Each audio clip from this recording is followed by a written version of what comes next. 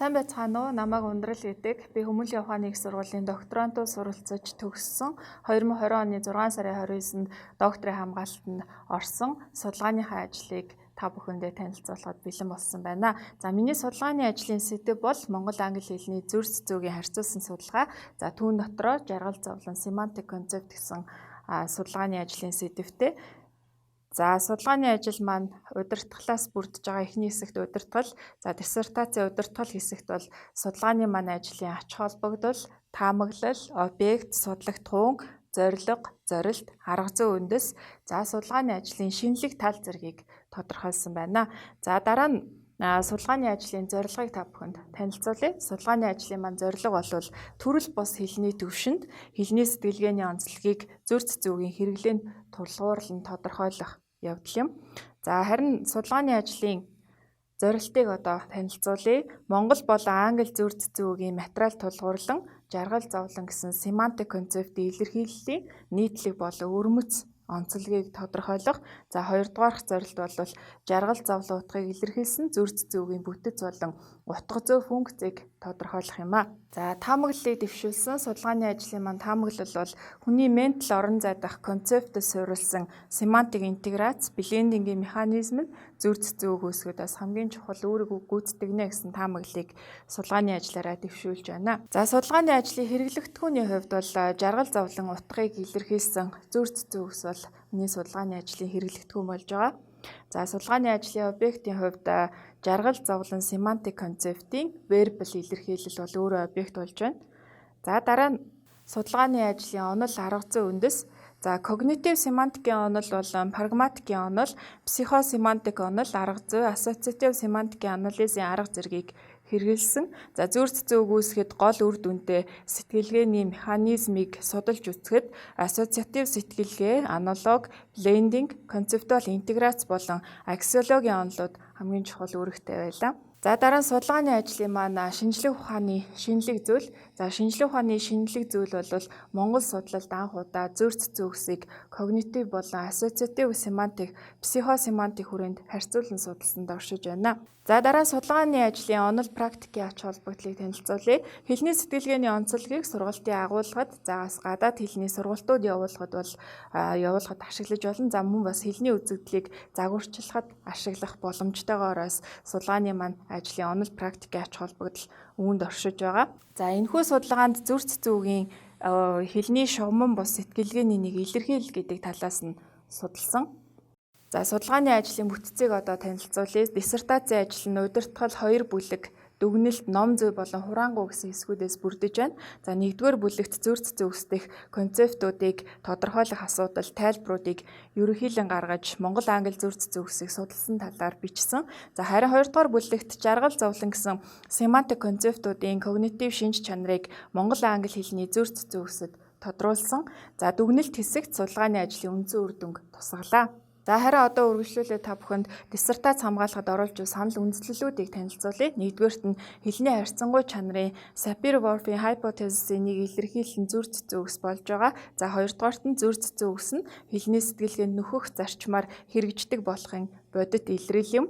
За 1-р бүлгийн талаар танилцуулах гэж байна. За Монгол англи хэлний зүр цэцүүгийг судалсан байдал Монголын 20-р зууны гарамгаас ихэтэн соён гэгэрүүлэгч эрдэмтэн зохиолч Эренчин, за академич Дамдын сүрэн Хорлоо Гадам Даштондов, Чоймоо Содном, Дашторч, Эренчин самбуу, доктор профессор Эрдэнэ Очир, Бат Ирээдүй, Шагдар сүрэн Эдэр Баяр, Адиа, судлаач Аким, Гамболд, Од Хишиг, Намсрай, Бата, Бүрэн Үлзий нарын эрдэмтэн судлаачид бол зүр цэцүүгийг бүтэц, утга зүй бас онцлог гүйцэтгэх үүрэг, тэдгээрийн ач холбогдлын талаар авч үзсэн зэрэгцээ тольчлох, зүйлчлэх, системчлэх, тайлбарлах талаас нь авч үзсэн байна.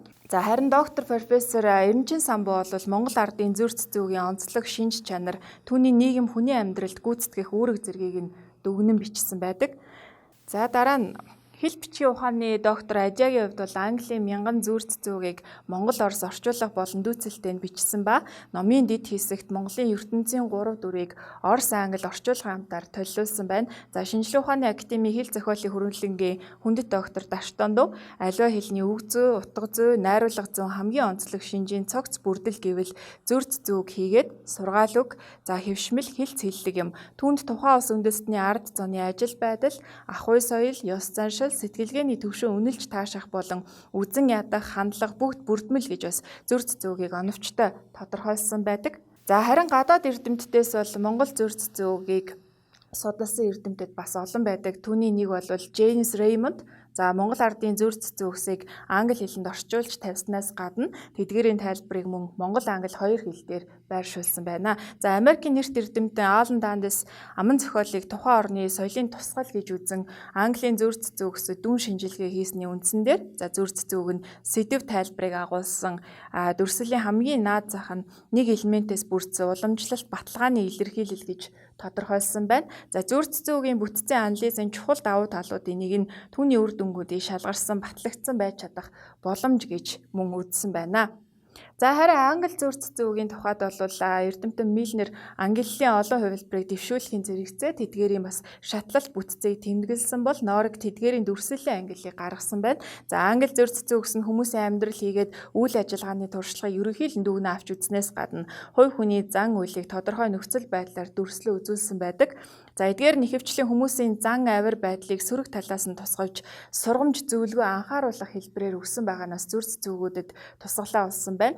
За дур зоргоороо авирлах буюу he doesn't take any advice, suffers a lack of help гэдэг бас зүр цэцүүгэн дээр энэ бас зан авир байдлыг бас сөрөг талаас нь тусгаж сургамж зөвлөгөө анхааруулгыг өгж байгааг бас тусгай харуулсан байна. За харин ардын аман зохиол англи зүр цэцүүгийг үүсч бий болоход бас зөнхлөх үүргийг гүйцэтгсэн.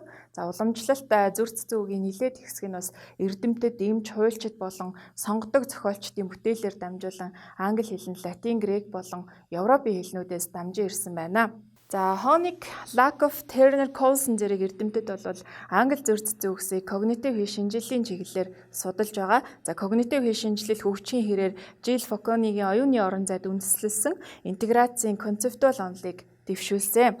За Монголын ард түмний олон зуун жилийн амьдрал тэмцэл хүний хорвоо байгаль дэлхийн юмс үзэгдлийн мөн чанар болон хүмүүсийн харилцаа, оюун сэтгэлгээ, үзэл бодол, гүн ухаан, аж амьдралын ариун туршлага зүр цэцүүгсэд тусгалаа олж үеэс үед дамжин хадгалагцаар өнөөхөрсөн. За зүр цэцүүг бол Монголын ард түмний хувьд бол хамгийн үнэтэй соёлын биет бус өв юм. За монголчууд бол эрт дээр үеэс нүүдлийн мал аж ахуйг эрхэлж ирсэн. Тэр үед бол бичиг үсэгтэй хүн байгаагүй. Бидний өвөг дээдс бол эрт дээр үед амьдарч байсан. Амьдралынхаа туршлагыг зүр цэцүүгэндээ харуулж ирээдүйн хойч үедээ сургасаар ирсэн билээ. За суурин соёл иргэншил байгаагүй тулаас амьдралын туршлага, ажиглалт, дүгнэлтэд цээжлэн тогтоож бас дараагийн үедээ үлдээж ирсэн түүхтэй юм а.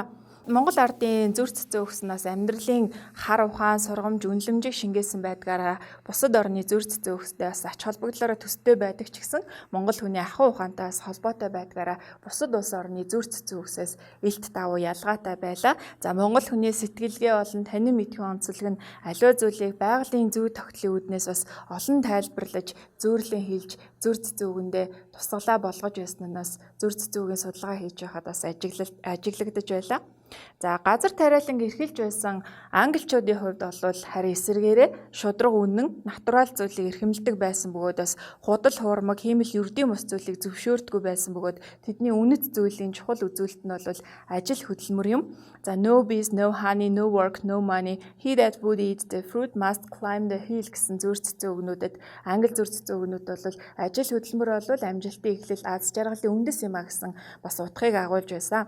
За англичууд бол орчин ахуйгаа им хэцэгцтэй тав тухтай байхыг туйлын ирмэлцдэг ард түмэн тэд бол эртний чанар сайтай эд зүйлийг маш өндөрөөр үнэлдэг, гэр орноос гайхалтайгаар тогтжуулж өөрсөдөө тав тухайг бүрэлдүүлдэг хэрнээ за зочин гीч аав хүрээндээ бол маш сэлүүхэн байж цөөн эд зүйлийг байрлуулдаг. За гэр орон нь бол тэдний хувьд өөрсдөө бас цайз хэрэм мэт байдаг нь бас мөн англи зүр цэцүүгдүүдэд бас ихэд тусгалаа олж байсан нь судалгааны явцад харагдлаа. За an Englishman's home is his castle, east or west home is best. За every dog is lying at home гэх зүр цэцүүгнүүдэд бас энэ англичууд бол өөрийнхөө гэрээг бас харш мэд, ордон мэд авч үздэг. Гэртээ бол тав тухайг эрхэмлдэг гэдэг нь бас зүр цэцүүхэн тусгалаа болж байсан.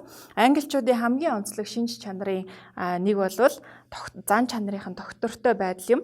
За тэд цаг хугацааны өөрчлөлтөнд бол бага автдаг, өөрсдийн уламжлалтаа маш үнэнч байдаг. За энэ нь бас зүр цэцүүгнүүдэд тусгалаа болж байлаа. Honesty is the best policy. He cannot speak well that cannot hold his tongue гэдэг зүр цэцүүгсүүдэд бас тусгалаа болж байлаа.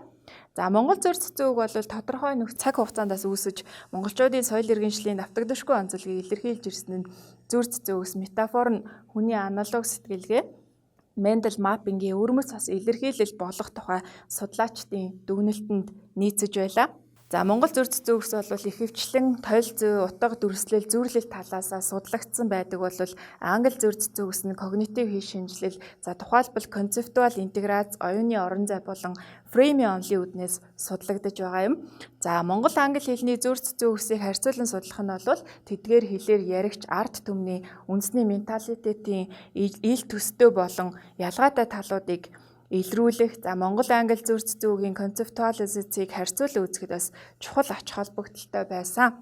За зүр цэцүүг бас бий болоход концептуал маппинг буюу концептуал блендингийн маппинг үүсгдэг сэтгэлгээний механизм бас чухал байлаа. За концептуал маппинг нь когнитив, оюуны, концептинг гэсэн гурван төрөлтэй байдаг. За маппинг хийхдээ бол концептийн прототипийг гол болгодог. За концептуал маппингийн чухал хэлбэр нь семантик маппинг.